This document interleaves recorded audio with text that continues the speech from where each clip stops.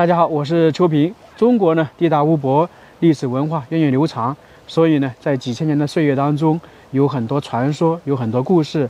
其中呢，孟姜女哭长城、孟姜女千里寻夫就是其中一个。孟姜女哭长城呢，其实是中国民间四大传说之一。那么这个故事到底有没有呢？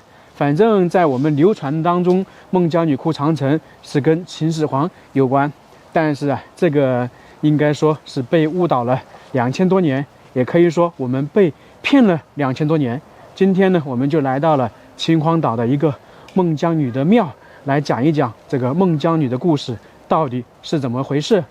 为什么说我们会被骗了2000多年？现在去一探究竟，去看一看。这个地方离山海关非常近，大概就是5公里。孟姜女庙门票是25块钱。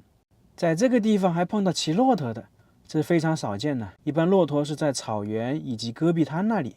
一进来我们就看到有一组浮雕，这个是叫做姜女故事浮雕，主要呢是记录了孟姜女一生中极为重要的故事，包括孟姜女不同寻常的出世，她与丈夫在莲池的相遇，由于官兵抓壮丁使得夫妻离散，以及夫妻两地相隔的刻骨相思等内容。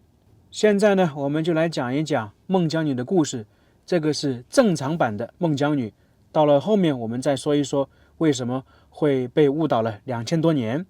在2000年前的战国时代，当时有2个好哥们，一个姓孟，一个姓姜，两个人从小便相识，又是同窗，长大后同朝为官，甚是亲近。后面2个人告老还乡，在家乡里面呢盖起了大宅，两家的房子就一墙之隔，可算是亲密无间。可能他们当时的环境很好，经常有燕子来他们家的房屋。在某一天，他们发现房屋下面结了一个葫芦，过了不久呢，葫芦崩开了，从里面蹦出一个小女孩。这个小女孩长得十分俊美，很招人喜爱。孟姜2个人呢欢喜不尽，就取了名字叫做孟姜女。那么为什么会有这样的传说这么神奇呢？其实就是为了后面哭倒长城做铺垫，说的是孟姜女她非同一般，能力不一般，所以才有可能后面呢哭倒长城。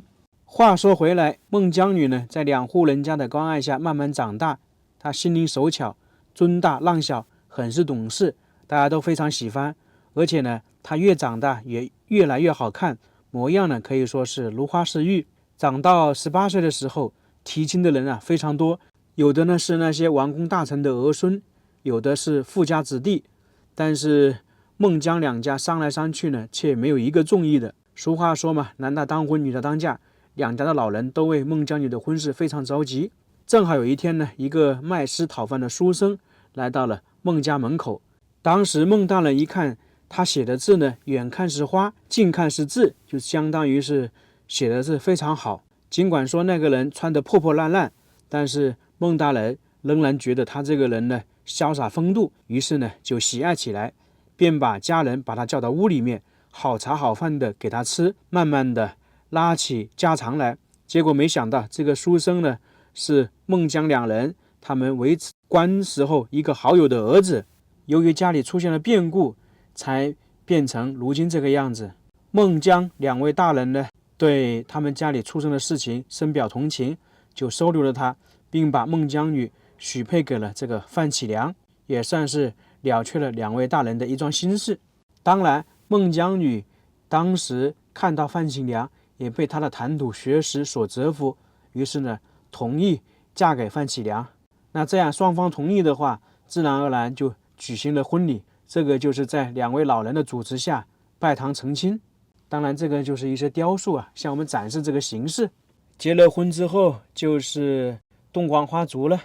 正常来讲，结了婚之后应该是幸福的生活，可是天有不测风云，谁也没想到在他们结婚的第3天，秦始皇就下令在全国抓壮丁劳力去修长城，北方的长城。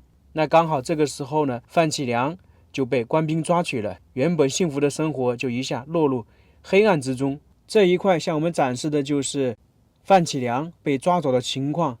孟姜女呢痛哭流涕，但是没办法。从此之后呢，孟姜女经常是茶饭不思，终日哭得死去活来。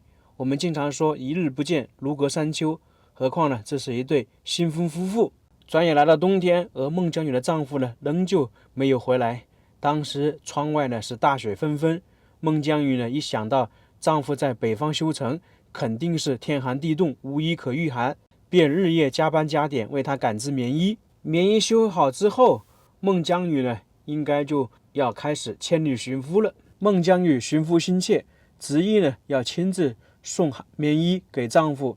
当时呢，孟姜两家的老人呢百般劝阻不成，只好为其准备衣物、钱粮等物品，送姜女上路。当时这些老人呢也赶来相送，他们送到十里长亭，依依不舍，千叮万嘱咐，如果寻到那个丈夫之后，就两人一起返回家园。从这里呢，就算是正式踏上了千里寻夫的过程。孟姜女千里寻夫的过程中，其实是历尽了艰险，她一个人呢，一路备受风寒之苦，病倒路旁。当时呢，幸得一个识才老妇问明家事，深表同情，于是将其接到家中，请医煎药，关心备至。这个孟姜女呢，才得到了恢复。包括呢，她过一些河，还遇到一些鳄鱼等等传说，所以也是非常艰难的。历经了艰辛万苦，孟姜女呢，也经过了长时间的长途跋涉，终于来到了修长城的地方，可能就是山海关这一带吧。这个时候，她向修长城的民工打听：“你知道范启良在哪里吗？”打听一个，人们都说不知道；再打听一个，也都不知道。这样的话，她经过长时间的打听，才终于碰到了一个他们家乡的民工，相当于在外面遇到老乡了嘛。那这个老乡呢，就热情地带着他一起去范启良修长城的地方，看看能不能找到认识的人。来到这个地方，他就问这些民工，是不是范启良也在这里？大伙说是。那孟姜女问他人呢？结果大家都默不作声。最后呢，大家瞒不过，只能说范启良在上个月就去世了，累加饿，所以人没了。那结果孟姜女就问尸首去哪里了，大伙都说啊，人太多了，就直接把他埋到长城里面去了。孟姜女啊，听到这个消息非常痛苦啊，就拍着长城痛哭起来。她一哭呢，旁边那些民工啊也跟着哭，因为当时修建长城听说有几十万人，这个时候算是哭得日月无光，天昏地暗。突然呢，长城就崩塌了一大块。那经过仔细辨认呢，孟姜女就认出了那个丈夫的尸骨，守着范启良，哭得死去活来。正哭着时候，秦始皇带着大队人马来巡查长城，从这边路过。秦始皇听到孟姜女哭到了长城，立刻火冒三丈，他说要亲自处置孟姜女。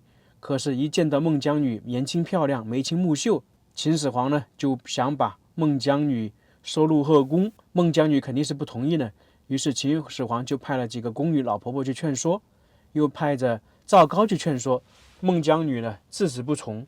这个时候，秦始皇只好亲自出马。孟姜女看到秦始皇之后，她算是为了报仇，向秦始皇提出3个条件，要厚葬她的丈夫。秦始皇把她的丈夫葬好之后，孟姜女跟秦始皇说：“我们去游海吧，游完就成亲。”当时秦始皇非常高兴。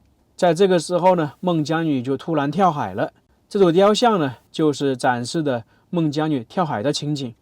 到这里呢，正常来讲，孟姜女寻夫、孟姜女哭长城的故事就到这里结束了。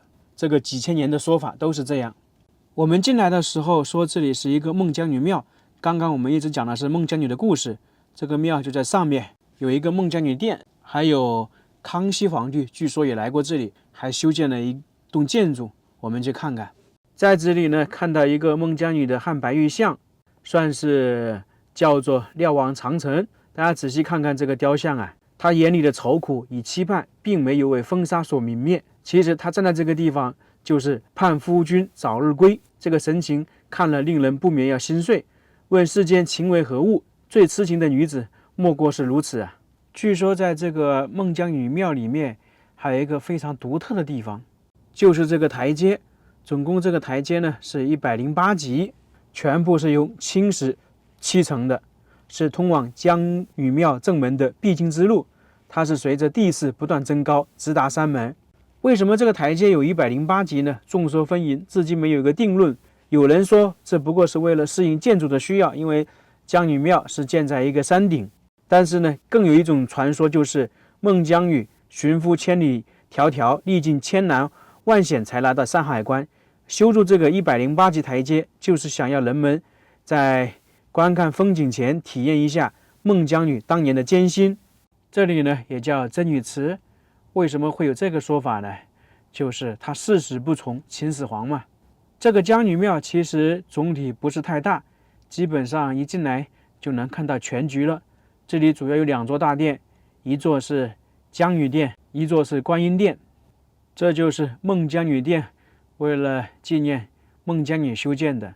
在这门口有一副对联，挺有意思的，大家仔细看看，是不是很有意思啊？里面呢也是有孟姜女的雕塑，上面有一个匾额“万古流芳”，因为孟姜女的故事传承了2000多年嘛，并且呢是中国民间4大传说故事之一。看这个雕塑，我们是不是可以说孟姜女长这个样子？这里有一个望夫石，据说呢是孟姜女来到这里之后，一直站在这块石头上面，看远处的长城，看修建长城的人是否能够找到她丈夫的身影，所以叫做望夫石。这个亭子呢就是康熙年间修建的，当时康熙可能要去东北嘛，因为他要祭拜他的祖宗，往这里路过的时候知道有个姜女庙，就过来拜一下。因为康熙对孟姜女这种精神呢也算是比较喜欢嘛，因为皇帝喜欢忠义的、有情有义的人。孟姜女的故事正常来讲我们到这里就已经讲完了，但是我们一开始说这个孟姜女哭倒长城跟秦始皇有关，2000多年来我们一直是被误导了、被骗了，到底是怎么回事呢？我们来解释一下。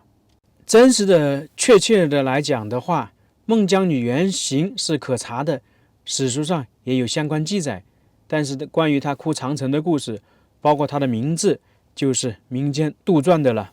在真实的历史当中，孟姜女的原型启良妻和丈夫启良生活在春秋时期的齐国，而不是秦始皇时期，两者相差了几百年。这个孟姜女的丈夫啊，原型呢也不是一个书生，而是一个将军。在公元前549年的时候，发生了一场战争，他呢为国捐躯，后面将士带着他的尸骨啊回到老家。孟姜女呢在城门迎接丈夫，抱着丈夫的尸体啊就大声痛哭，十分悲壮。在10天之后，孟姜女呢抱着丈夫哭泣的这段城墙崩塌，就是倒塌了。关于孟姜女哭倒城墙的记载，最早是在西汉时期的一个列女传中，后来到了唐朝、元代、明代，关于孟姜女的故事呢，大家有所修改，慢慢的呢就变成了孟姜女和秦始皇有关系了。在元代的时候，孟姜女的故事搬上舞台，后面呢就是我们一直听说的这个故事，所以呢演绎呢是有修饰的部分。到这里呢，我们也知道了孟姜女其实和秦始皇没有什么关系。为什么会把他们套在一起呢？这就是以前的那些人呢，就是后面的王朝建立者，他们在说秦始皇是暴君，就把孟姜女这些故事呢套在他身上，以便呢让大家更觉得秦始皇是一个暴君。其实秦始皇啊，他是做了很多事情的。你想一想，他当时灭6国，他起码没有杀功臣。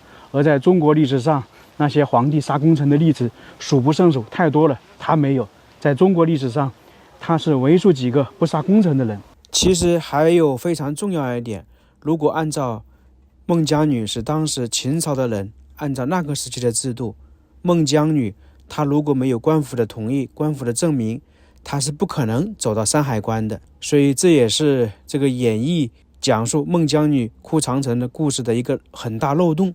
所以说这些民间传说故事呢，大家要仔细分辨。